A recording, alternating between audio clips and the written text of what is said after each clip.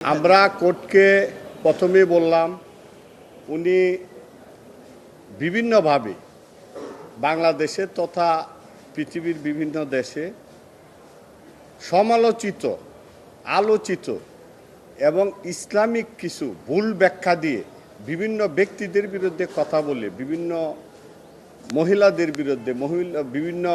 আইনের বিভিন্ন ধর্মীয় আইনের বিভিন্ন অপব্যাখ্যা দিয়ে উনি বিখ্যাত হয়েছেন।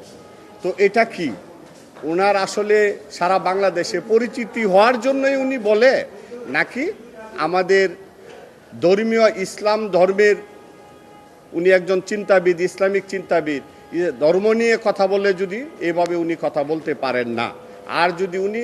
চিন্তা করেন আমি অপব্যাখ্যা দিয়ে আমি বাংলাদেশে উগ্র রাজনীতি উগ্র সন্ত্রাসবাদী সৃষ্টি করব, তো এটা হলে উনি বলতে পারে, এটার জন্য উনি বলতে পারে। আর আমাদের হইল মহামান্য কোর্টের আমাদের বক্তব্য শোনার পরে মহামান্য কোর্ট ওকে পুলিশ রিপোর্ট পর্যন্ত জামিন দিয়েছেন এবং বেল বন্ড সাবমিট করবেন উনি সিরাজগঞ্জ কোর্টে।